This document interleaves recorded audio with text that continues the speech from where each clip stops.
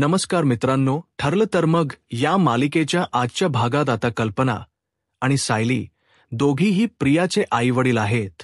त्यांच्या रूममध्ये आलेले आहेत. कल्पना त्यांना बोलत असते, खरंच मला तुमचे आभार मानायचे होते म्हणून मी इथं आलेली आहे.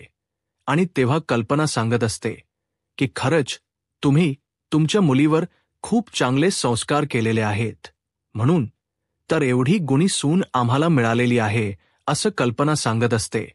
तेव्हा मात्र प्रियाची आई म्हणत असते की अहो तुम्ही कसले आभार म्हणतात.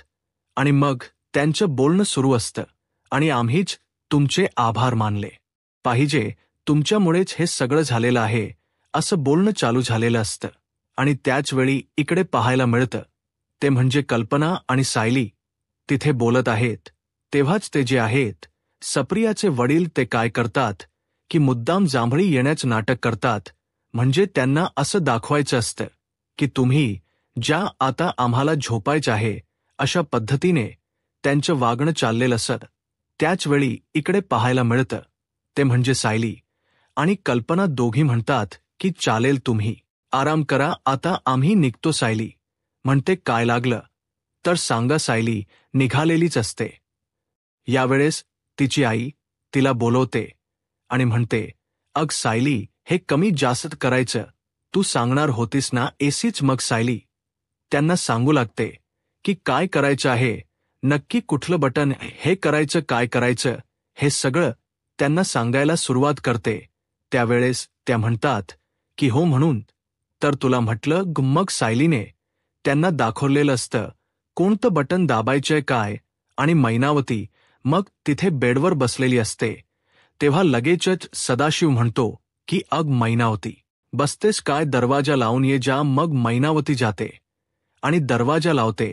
खरं तर त्या दोघांचं बोलणं अशा पद्धतीने चाललेलं असतं. दोघेही एवढे लालची आहेत की त्यांना जराही काहीही वाटत नसतं. एखाद्याच्या घरात येऊन आपण राहतोय आणि ते कशा पद्धतीने राहतोय या कुठल्याच गोष्टीचा त्यांना ताळमेळ लागत नसतो. त्याचबरोबर इकडे पाहायला मिळतं ते म्हणजे की या सगळ्या गोष्टी जेव्हा घडत असतात तेव्हा इकडे सदाशिव म्हणत असतो की आता विसरायचं आपलं ते खुराडातलं दुकान, आपण मात्र निवांत राहायचं आहे. आणि या सगळ्या गोष्टी अशा पद्धतीने चालू झालेल्या असतात. त्यासोबतच इकडे ते दोघेही म्हणत असतात की आता कशाला जायचं, बबलीच घर म्हणजे खरंच. तेव्हा मैनावती म्हणत असते की सारखं ते बबली बबली म्हणणं बंद करा. कसे माहिती का, ते घर आहे ना, ते सायलीच आहे. सायली अर्जुन सुभेदार, आता सायली अर्जुन सुभेदार म्हणायचं आपण काही झालं तरी. बबली ते नाव घेत जाऊ नका हो तुम्ही, असं ती नव्याला सांगत असते. तेव्हा म्हणत असतो की हो बाई, बबली नाही सायली, अर्जुन सुभेदार असं बोलणं चाललेलं असतं. तेव्हा मात्र दोघंही एकमेकांशी बोलत असतात आणि सांगत असतात. त्याचबरोबर गोष्टी ज्या घडत असतात त्या मात्र थोड्याशा वेगळ्या पद्धतीने झालेल्या असतात. त्यांना दोघांनाही आता लुबाडायचं आहे. आपण इथे आयुष्य रमत राहायचं आहे, कुठल्याच गोड गोष्टीच टेन्शन घ्यायचं नाही असं दोघांनीही ठरवलेलं असतं. दोघंही एकमेकांसोबत बोलत असतात आणि सांगत असतात की आता आपण इथेच राहायचं आहे आणि मस्त राहायचं, आपलं ते दुकान आणि ते सगळं विसरायचंय असं त्या दोघांचं बोलणं चाललेलं असतं. इकडे अश्विन आलेला असतो आणि अश्विन प्रियाला म्हणत असतो की तन्वी, हे सगळं काय ऐकतोय मी, काय चाललंय हे सगळं काय, या सगळ्याचा अर्थ कळेल का मला, असं तो बोलत असतो. तेव्हा मात्र इकडे ते प्रिया म्हणत असते की काय नाही रे, बघितलं ना, तो अर्जुन कोणालाही उचलतो आणि घेऊन येतो का, तर म्हणे ते सायलीचे आई बाबा आहेत. तेव्हा अश्विन म्हणतो की खरंच ते सायलीचे आई बाबा आहेत का हा सगळा गोंधळ झालेला आहे असं दोघांचं बोलणं झालेलं असतं. तेव्हा प्रिया म्हणते की असं काय बोलतोयस, अरे खरंच असतील ना. आणि तुला माहिती आहे का, अर्जुनने ना त्यांच्याकडे असलेला सायलीचा लहानपणीचा फोटोही दाखवलेला आहे आणि त्यामुळे तर हे शक्य अप्रूच झालेलं आहे की ते सायलीचेच आई बाबा आहेत असं बोलणं चाललेलं असतं. आणि त्याच वेळेस अश्विन म्हणत असतो, पण मला ना कळतच नाहीये की हा अर्जुनच नक्की काय चाललेलं असतं, त्याला नक्की काय वाटत असतं. या कोणत्याच गोष्टी मला ना कळत नाहीयेत असं तो बोलत असतो. तेव्हा मात्र प्रिया म्हणते, अरे असं कसं म्हणतोस, तू नक्कीच ते सायलीचे आई बाबा असणार आहेत. आणि म्हणून तर ना एवढं सगळं झालेलं आहे. त्याचवेळी इकडे सायली जाम खुश असते, सायली आलेली असते. तेव्हा अर्जुन म्हणतो, अरे मला तर वाटलं होतं की तुला यायला वेळ लागेल, म्हणजे तू त्यांच्याबरोबर रात्रभर गप्पा मारत बसशील. तेव्हा सायली म्हणते, हो मला तर तसंच वाटत होतं, मी ठरवलं होतं, पण उगीच माझ्यामुळे त्यांची झोम मोड नको ना, त्यांना त्रास नको ना, म्हणून मग त्यांना झोपायला सांगितलं आणि मी आले. खरं तर मुद्दामूनच हे सायलीच्या वडिलांनी केलेलं असतं, त्यांना जांभळी येण्याचं नाटक, कारण त्यांना माहिती असतं की सायली इथे गप्पा मारत बसेल आणि ती गोष्ट त्यांना नको असते. त्यासाठी हा सगळा गोंधळ घातलेला असतो.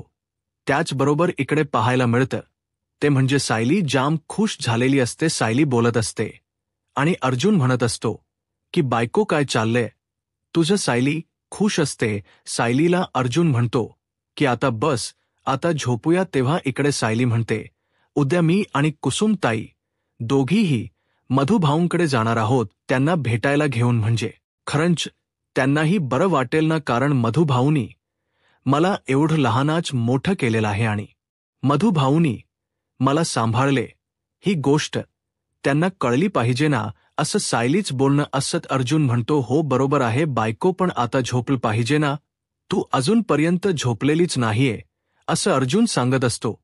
तेव्हा मात्र इकडे सायली आणि अर्जुन दोघंही बोलत असतात. सायली म्हणत असते की खरंच अर्जुनने लाईट बंद केलेली आहे, तरीही सायली झोपायचं काही नाव घेत नसते आणि तिला झोप काही लागत नसते. त्याचबरोबर अर्जुन झोपी गेलेला असतो, लाईट बंद असतात आणि सायली मात्र तशीच जागी असते. आणि तेव्हा मात्र अर्जुन म्हणत असतो की हे काय चाललंय, बायकोचही अशी काय वागते, असं अर्जुनला वाटत असतं. सायली जागी आहे ते पाहतो, कारण सायलीला आठवत असतं, आज पहिल्यांदा आपण आपल्या आईच्या कुशीत झोपलेलो होतो. आपल्या आई आणि बाबा दोघेही एकत्र आपल्याला मिळालेले आहेत, या गोष्टीचा आनंद तिला झालेला असतो. आणि त्याच गोष्टी सायली अगदी मनापासून इथे स्वीकारत असते. त्याचबरोबर सायलीला खूप छान वाटत असतं. आणि इकडे प्रिया आणि अश्विन यांच्या दोघांमध्येही बोलणं चालू असतं. अश्विन म्हणत असतो की जाऊ दे, ते काय करायचं मला, त्यांचं काय का असे ना, मला झोपलं पाहिजे, कारण मला उद्या लवकर उठायचं, असं त्याच बोलणं चाललेलं आहे. पण प्रियाच्या डोक्यात मात्र भीती सुरू आहे. आता अश्विनला संशय आलाय, उद्या अर्जुनला संशय यायला वेळ नाही लागणार, असं त्यांचं बोलणं चाललेलं असतं.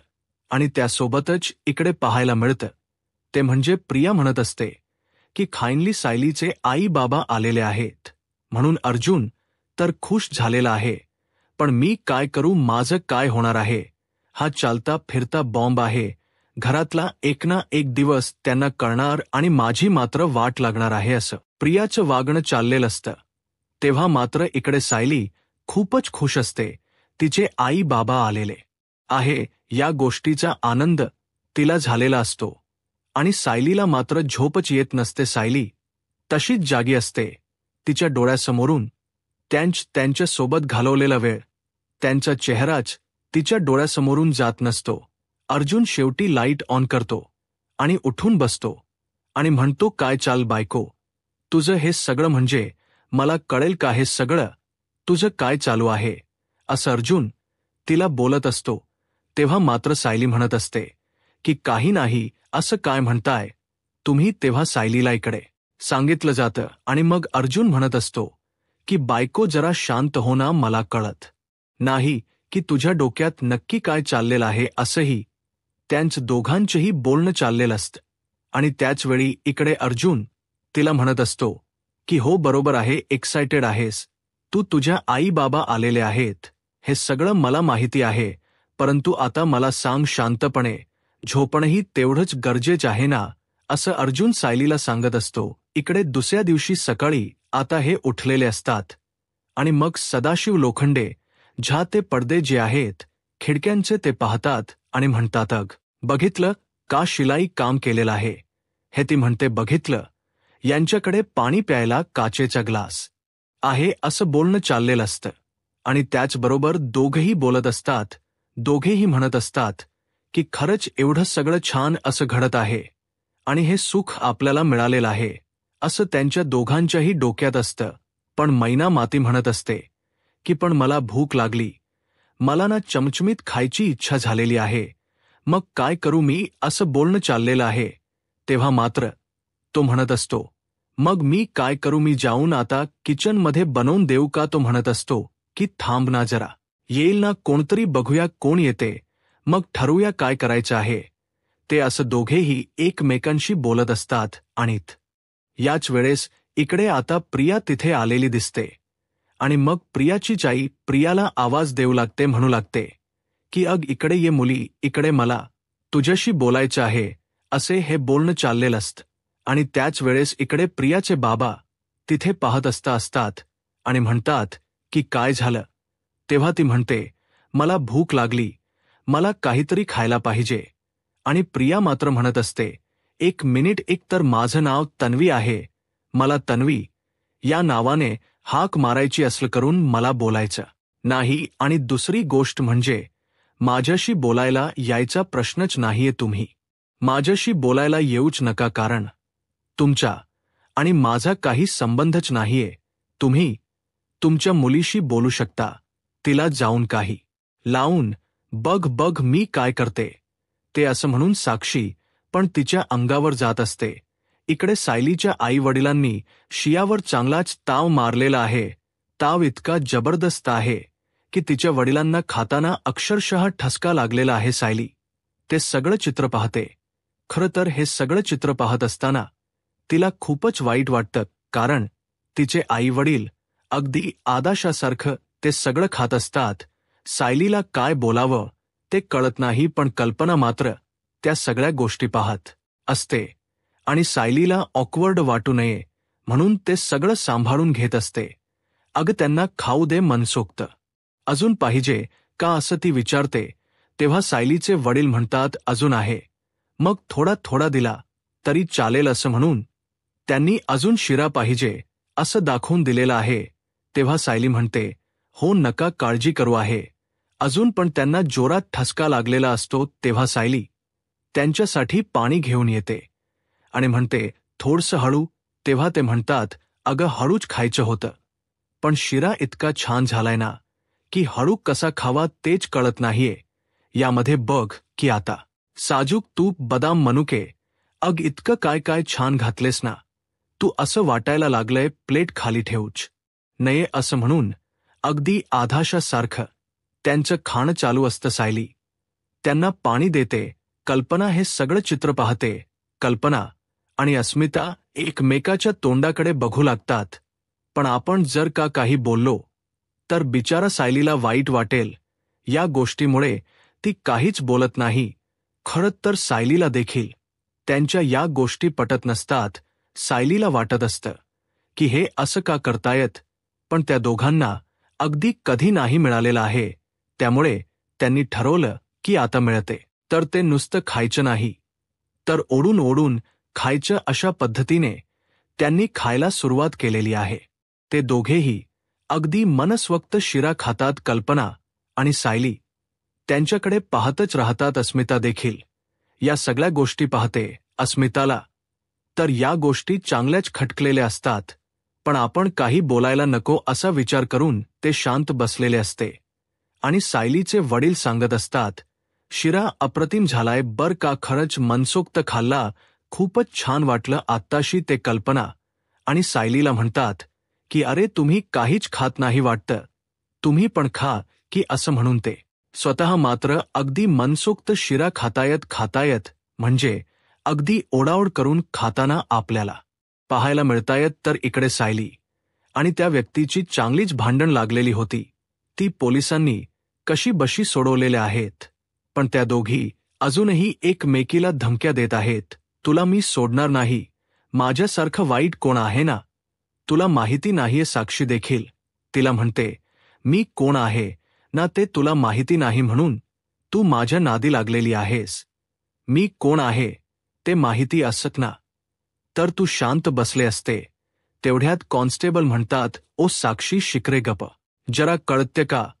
तुझ्या बापाचा रुबाब इथे दाखवू नको. पैशाचा माज काय असेल ना, तो जेलच्या बाहेर दाखवायचा इथं अजिबात चालणार नाही. असं म्हणून तो साक्षीला शांत बसवण्याचा प्रयत्न करतो. इन्स्पेक्टर साहेब म्हणतात, यांच्याकडे जरा बारीक लक्ष द्यायला पाहिजे.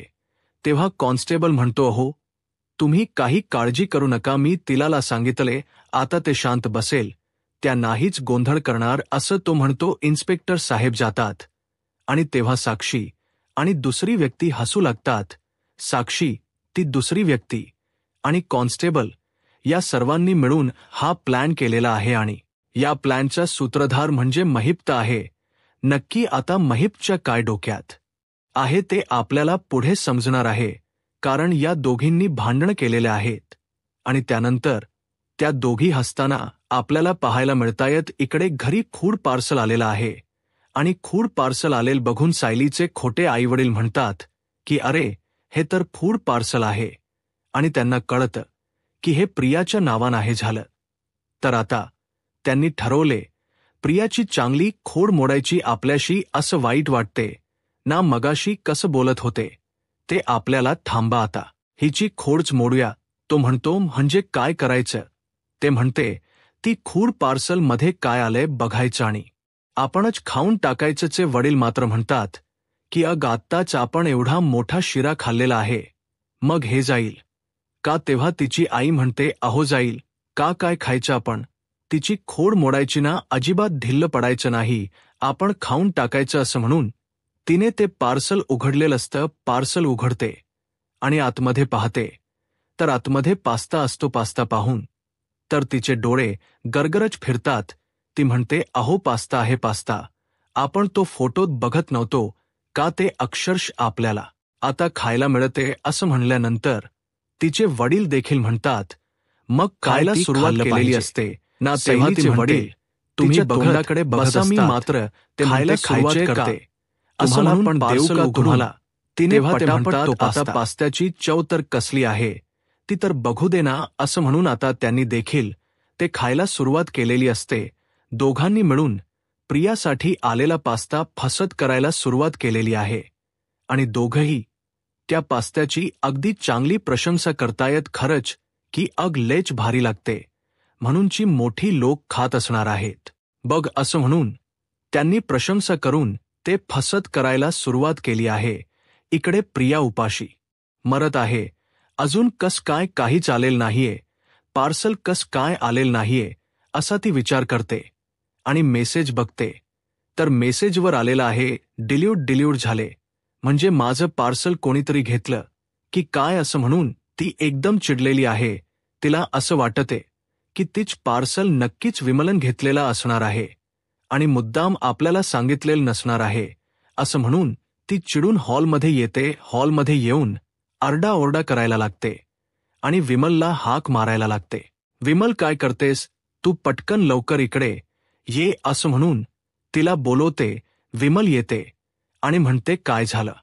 तेव्हा ते म्हणते, अगं माझं पार्सल आलं होतं, ते कुठे ठेवलंस तू? विमल म्हणते, पार्सल?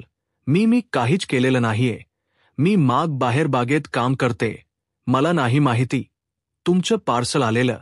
तेव्हा तिला कळतं पार्सल तर विमलने नाही घेतलेलं, पण तेथेच हॉलमध्ये कोपऱ्यात हे दोघे बसलेले असतात आणि पास्ता फसत करत असतात. तेव्हा ती चिडते आणि बघते तर आपल्यासाठी मागवलेलं पास्ताच पार्सल या दोघांनी अक्षरशः संपवून टाकलेलं आहे. प्रियाच्या अंगाची लाईच होते आणि ती त्या दोघांच्या अंगावर खेकसून जाते आणि म्हणते, तुम्हाला काय कळतं का? काय मॅनर्स वगैरे काय आहेत का नाहीत? हो, हे माझ्यासाठी आणलेलं पार्सल होतं. ते म्हणतात, तुझ्यासाठी होत्य. आता आम्हाला काय माहिती आलं होत दारातन, आम्हाला वाटलं आमच्यासाठीच मागवले म्हणून आम्ही ते घेतलं. प्रिया म्हणते, खरंच इतके मॅनर्सलेस माणस मी माझ्या आयुष्यात बघितले नाहीत.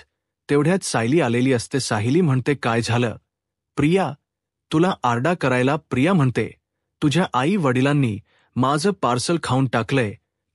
किती मॅनर्स आहेत बघ. त्यांना उद्याच्या भागामध्ये आपल्याला पाहायला मिळतं की महिप्तने सांगितलेला होता तसा प्लन जेलमध्ये वर्क होत आहे. आता स्वतः महिप्तच तेथे आलेला आहे आणि मपत जेलमध्ये एका व्यक्तीच तोंड दाबून तिला मारत असताना आपल्याला पाहायला मिळतोय. साक्षी देखील तेथे जवळच आहे. आता महिप्तचा नक्की काय प्लन आहे ते आपल्याला नंतरच समजणार आहे. पण जेलमध्ये काय चाललंय हे कॉन्स्टेबलला मात्र चांगलंच माहिती आहे. महिप्त जेलकडे गेलेला आहे हे देखील त्याला माहिती आहे. तर इकडे घरी सर्वजण बसलेले आहेत आणि प्रियाचे खरे आई वडील आणि सायलीचे खोटे आई वडील म्हणतायत की आमची मुलगी 5 वर्षाची असताना हरवली होती. तेव्हा प्रतापला आश्चर्य वाटतं आणि प्रताप म्हणतो, म्हणजे ती पण हरवली होती होय. आता प्रिया खरंतर 5 वर्षाची असताना हरवलेली आहे. आता या सगळ्या गोष्टीतून समजणार की लहानपणी प्रिया हरवलेली होती. म्हणजे हे जे काही बोलत आहे ते प्रियाविषयीच बोलत आहे. आता पुढे काय होईल हे पाहायला आत्ताच माझा महाराष्ट्र या यूट्यूब चॅनलला सबस्क्राईब करा. धन्यवाद.